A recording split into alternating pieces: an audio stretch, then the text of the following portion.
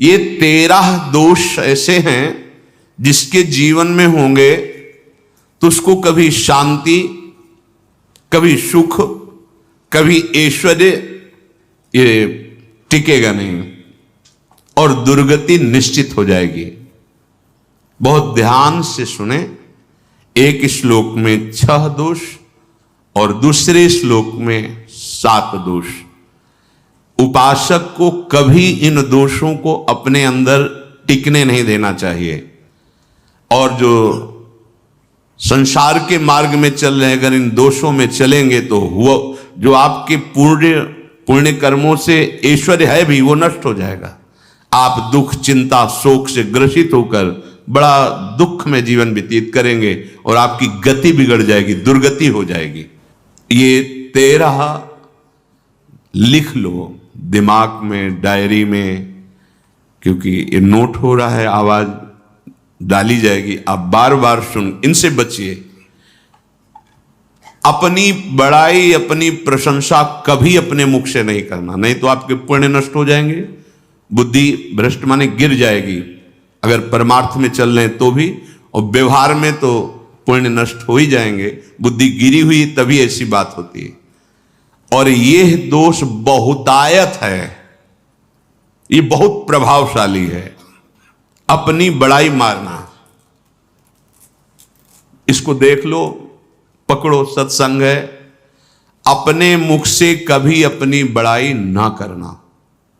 अगर कोई अपने मुख से अपनी बड़ाई करता है तो उसके सुकृत नष्ट हो जाते हैं, बुद्धि भ्रष्ट माने गिर जाती, पतित हो जाती है, फिर निर्णय ठीक नहीं। अगर हमारा सारथी, हमारा ड्राइवर मूढ़ हो तो कहीं भी हमको गिरा देगा, तो वो बुद्धि भ्रष्ट मतलब गिर जाती है, निर्णय करने लायक नहीं रहती। अपनी प्रशंसा अपने मुख से करना। दूसरा, लोलुपता, ये वृत्ति नहीं होनी चाहिए। धर्म से चलेंगे, धर्म के द्वारा जो हमें प्राप्त होगा उसी से हम अपना भरण पोषण करेंगे।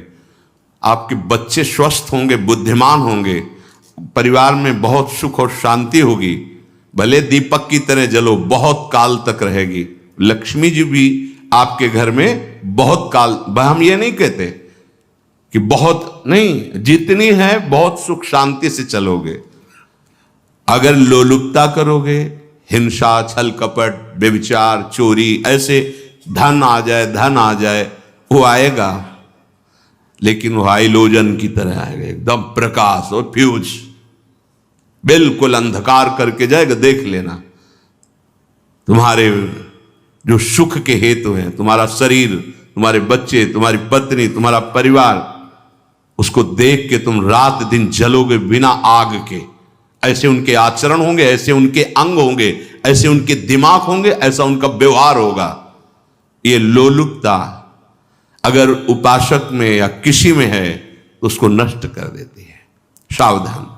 तीसरा, यदि आपका अपमान होता है तो आपको उसे सहन करना होगा, उससे आपके पाप नष्ट हो जाएंगे।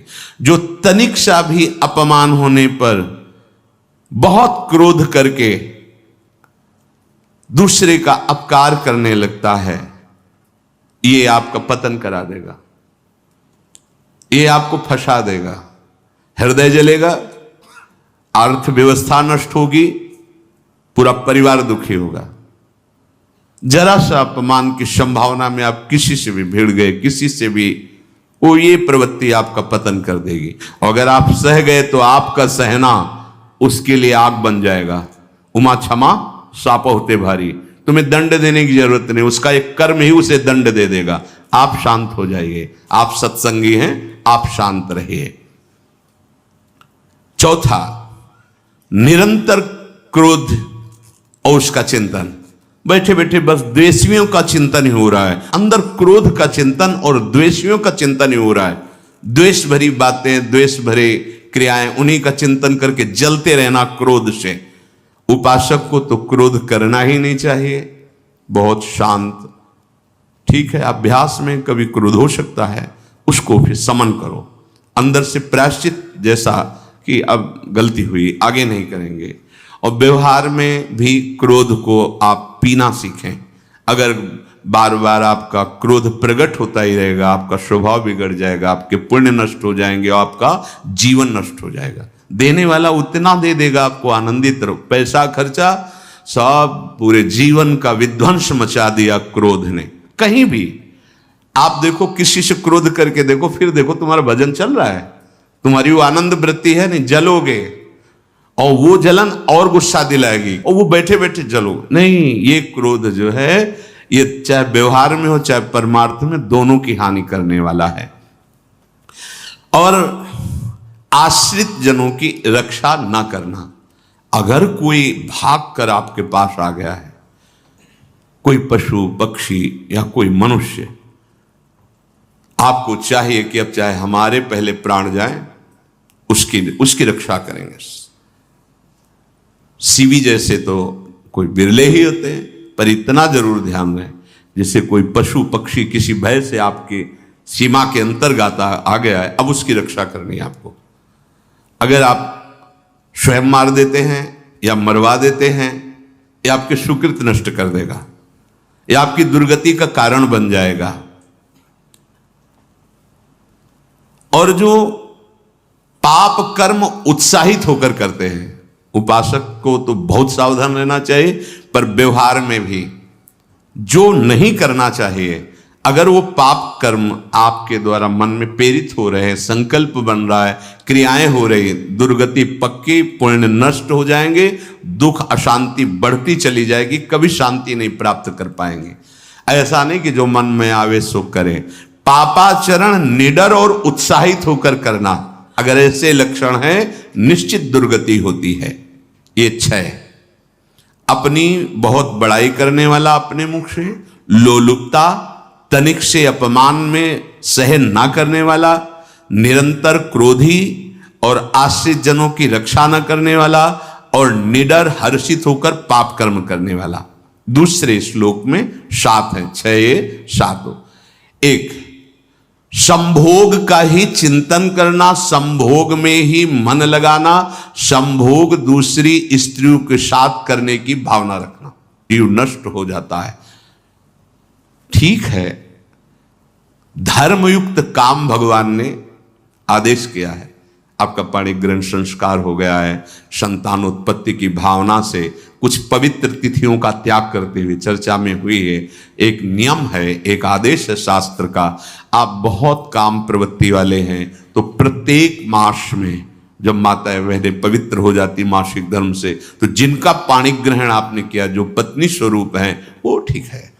वहां भी बार बार के लिए व्यभिचार प्रवृत्ति के लिए शास्त्र आदेश नहीं करता, संयम पूर्वक, और उसका चिंतन नहीं करना। पाणिग्रहण संस्कार है, घर में विराजमान है, एक संयम एक नियम के अनुसार उसका चिंतन तो फिर भ्रष्ट कर देगा।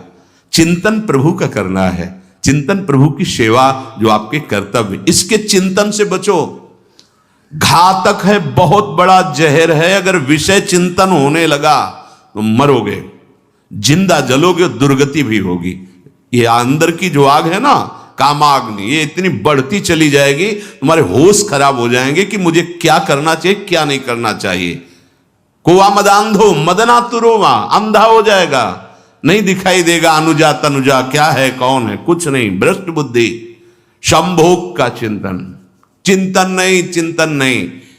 धर्मयुक्त काम आदेश है शास्त्र में।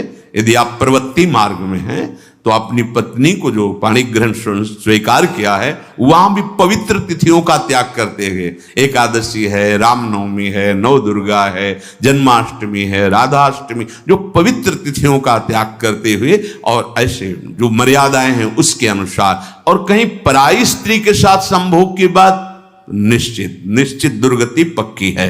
ऐसे ही माताओं के लिए है, स्त्री शरीर के लिए है। यदि वो ऐसी गलत चेष्टा, तो पतिवंचक परपति रति करही, रौ नरक कल्प सत परही। ये भोग चिंतन से बचने की चेष्टा कीजिए तो क्रिया से अपने आप बच जाएंगे। विषमता रखने वाला, सबके साथ बर्ताव ऐसा कि मैं बहुत श्रेष्ठ हूं और दूसरे सब नहीं, ऐसा व्यवहार नहीं। सब भगवत स्वरूप हैं, समान व्यवहार। जैसे आपके भोजन है तो जो आप पा रहे हो वही सबको दीजिए। बैठने की व्यवस्था, उठने की व्यवस्था, क्रम बाय क्रम, पर उसको भी नीच भाव से मत देखिए। उस कोटि का उसको प्यार दीजिए, दुलार दीजिए, सम्मान दीजिए।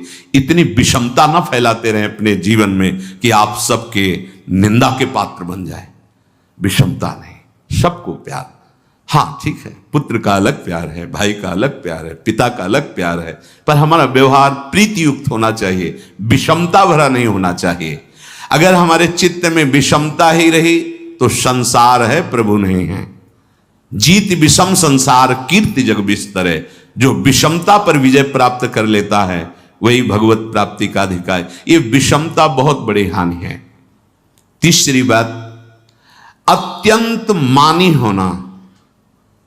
जहां आपके प्राण कमजोर होंगे, पुण्य नष्ट होगा, आयुश्री सब नष्ट होना है, ऐसे आचरण करवाएगा गुरुजनों के साथ, महापुरुषों के साथ। ये बहुत नीच प्रवृत्ति है। अत्यंत मान प्रियता, मुझे सम्मान मिले, उत्तम प्रवृत्ति है। सबको मान देना, स्वयं अमानी रहना। चौथा, दान देने की बात कह के मुकर जाना या दान देकर पश्चाताप करना। दे दिया है, बहुत जल रहे हो, दूसरे से वार्ता कर रहे हो कि पता नहीं क्या यार बुद्धि में हो गया, हमने उसको इतना कहा था, उतना दे दिया, क्यों दे दिया, ऐसा ऐसा, मतलब अंदर चिंतन करना, क्यों दे दिया, तो दिया। इसके बाद जो आपका ये जलन हो रही, पश्चाताप, सुकृत नष्ट हो रहे हैं। दान देकर पश्चाताप करना या दान देने की बात कह के मुकर जाना। जैसे आपने कह दिया आपको इतना इतना ऐसा, अब आप मुकर गए, ब्याज सहित तुम्हें देना होगा, ये तुम्हारी दुर्गति का कारण बन जाएगा। ऐसे ही नहीं बोलना चाहिए, बहुत होश से। वाणी एक अमोल है, जो कोई बोले जान, ये तराजू तौल के तब मुख बाहर आन। पांचवा, अत्यंत कृपण होना। ना परिवार को सुखी कर पा रहा, ना अपने को सुखी कर पा रहा है। एक एक सिक्का बैंक में जो मर गया। धन की वास्तविक गति यही है कि अपने परिवार को खूब उसकी अनुकूलता प्रदान करो, उसमें से कुछ हिस्सा किसी ऐसे को जिससे तुम्हें बदले में कुछ लेने की भावना ना हो। कोई साधु महात्मा, गाय, पशु, पक्षी, किसी भी जीव बीमार है, शरीरधारी, उसके जिससे कुछ कभी लेने की भावना ना हो, एहसान की भावना ना हो। सो धन धन्य प्रथम गति जाकी, धन्य हो गया उसका धन। अब वो कृपण का धन किसी काम में ना स्वसुख, ना परिवार के सुख, ना धर्म कार्यों में, व्यर्थ जीवन चला गया। उसी धन का चिंतन करना, उसी का संग्रह करना और उसी की रक्षा करते करते शरीर छोड़ देना। तलाओ धर्म, अर्थ, काम, मोक्ष। और जो बालक, स्त्री, पागल, असहाय, जो इनकी रक्षा न करके इनकी हानि करता है, दुर्गति निश्चित है। माना आपकी पत्नी है, उसका स्वभाव बिगड़ा हुआ है, क्रोधी है, कटु वचन बोल, लेकिन आपके ही प्रारब्ध के लिए, माना आपका पति ऐसा स्वभाव वाला है, पर आपके ही प्रारब्ध से तो संयोग बना है आकर, अब इसका निर्वाह कर ले जाओ तो पवित्र हो जाओगे दोनों। और अगर झगड़ा और लड़ाई और मारपीट और कहीं हिंसा आदि के रूप में उतर गए तो फिर और करनी बिगड़ गई। बालक है, आप उसको ज्ञान नहीं कि आप पवित्र है, कि आप पवित्र है, उसको ज्ञान नहीं कि आप उसके साथ व्यवहार अच्छा कर रहे हैं कि बुरा कर रहे हैं। रक्षा करनी है आपको, शोषण नहीं करना। कह रहे स्त्री, बालक और पागल, जैसे विक्षिप्त है, पागल है, आपको रक्षा करनी है। बन जाए तो उसको भोजन, ऐसा नहीं कि ईंट मारो, उसको अपमानित करो। उसकी बुद्धि खराब है, प्रारब्धवशात खराब हो गई है, तो शास्त्र आज्ञा करता है स्त्री, बालक, जैसे पागल, विक्षिप्त आदि हैं, असहाय है, असमर्थ है, बूढ़ा है, वो आप सेवा भी करो तो वो गाली दे सकते हैं, उनकी बुद्धि बिगड़ गई। आपको उनको दंड नहीं देना, मारना नहीं है आपको। मान लो आपके बड़े बूढ़े बुजुर्ग जन हैं, आप सेवा भी कर रहे हो तो आपको कटु वचन बोल सकते हैं, आपकी निंदा कर सकते हैं, लेकिन आपको उनके साथ व्यवहार सद करना है। अगर आपने इन दोषों को स्वीकार किया तो निश्चित आपकी दुर्गति होगी, ना इस लोक में आपको शांति मिलेगी, ना परलोक में। इसलिए इन दोषों को बार बार सुन करके और हृदय में जांचो कि कहीं है तो नहीं, अगर है तो सत्संग, भजन बल, भगवत प्रार्थना के बल से इन दोषों का त्याग कर दो, जीवन मंगलमय हो जाएगा। से अगर अच्छी क्रियाओं को देख रहे हो कि प्रभु करा रहे, तो बुरी क्रियाओं का संकल्प ही नहीं उदय होगा। अहम गलित हो गया तो अहम में ही तो सारे विकार रहते हैं। हर समय प्रभु के सामने कृतज्ञ रहो। कितनी कृपा, क्या हमसे लेना है आपको, आप तो पूर्ण काम हो, हमें इतना दुलार कर रहे हो। बलिहारी प्रभु, वो बार बार मन उनके चरणों में लौटता रहता है। प्रभु का विधान सर्वज्ञता से पास हुआ है। वो खूब आगे की, पीछे की, मध्य की सब बात सोच करके उन्होंने आपके लिए विधान किया है। पहले से उन्होंने आपका उस समय मंगल विधान सुनिश्चित कर दिया है। कैसी भी परिस्थिति हो, कभी ऊबना मत, घबराना मत, अधीर मत होना और अपने भगवत विश्वास में कमी मत आने देना। कैसी भी परिस्थिति हो, यह जरूरी है। उबना मत। बहुत हो गया कष्ट सहते सहते, कितना सहूं, नहीं।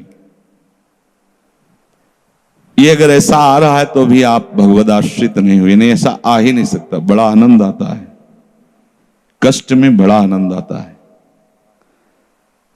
पूरा का पूरा मन, इंद्रियां केवल प्रभु में होती, क्योंकि कष्ट में कोई विषय की इच्छा तो होती नहीं। किसी को भी भारी पीड़ा है तो सब उसी में होती। जिसने अभ्यास किया है भगवत चिंतन का, आश्रय है प्रभु का, तो कष्ट में भाग के कहां जाएगा, उसी में तो एकदम तन्मय हो जाता है मन, इंद्रिया। इस तरह हो, उनके भरोसे पर कभी, कई बार चर्चा की है प्रताप राय जी की। बचपन से भजन परायण थे, ईश्वर संपन्न घर था, भाई बहन सब खूब। कुछ दिनों बाद माता पिता पधार गए, पूरा अधिकार। ऐसे भजन में डूबे रहते कि उनका व्यापार था कि जैसे कोई धन लेने के लिए आया तो उसके लिए कुछ गिरवी रखना होता था, आभूषण आदि, और जितनी आवश्यकता है आप धन ले जाइए, और जब धन मिल जाए तो ब्याज से ही तो उसमें रख जाना और अपना सामान ले जाना। एक बक्सा रखा रहता था और वो आप माला लिए हर समय भजन करते रहे। बड़े वास्तविक आंतरिक वृत्ति से प्रभु में लगे थे। पर उनकी कुल परंपरा का यह व्यापार था। जैसे सदन जी की कुल परंपरा, तो कुछ गृहस्थ ऐसे महापुरुष जो अपने, भगवान भी कहते पर धर्मो भयावहा सुधर्मो निधनो श्रेया पर धर्म, वो जो वहां का काजी था उसने देखा कि बिना किसी प्रयत्न के बड़ा आनंद इनके चल रहा है, तो जलन होती। जो भगवत विरोधी जन, विमुख जन होते हैं तो जलन होती है। इसको दूसरे रूप में हम कह सकते हैं कि प्रभु अब उनके भजन का फल देना चाहते थे। दोनों बातें, परिणाम जान गए हैं इसलिए हम कह रहे हैं प्रभु उनके भजन का फल देना चाहते थे। और वो वर्तमान से देखो तो वो द्रोही थे, भगवत द्रोही जन। 3 लोगों ने काजी से मिलकर कहा, बड़ा सुख लूट रहा है, हम जाके देखा है, बढ़िया काम बन जाए। वो देखता भी नहीं कि बक्से में क्या रखा गया। ठीक, तो कुछ कंकड़ ऐसे झोली में, पहले थैली टाइप की झोली होती, गए, प्रणाम किया और कहा हमें 10,000 रुपए की आवश्यकता है, यहां लिखो दस्तखत, तारीख, दिन, और चेक भी नहीं करे। वो इतने विश्वास परायण भक्त थे, अभी तक ऐसा कुछ हुआ भी नहीं था। 10,000 रुपए दे।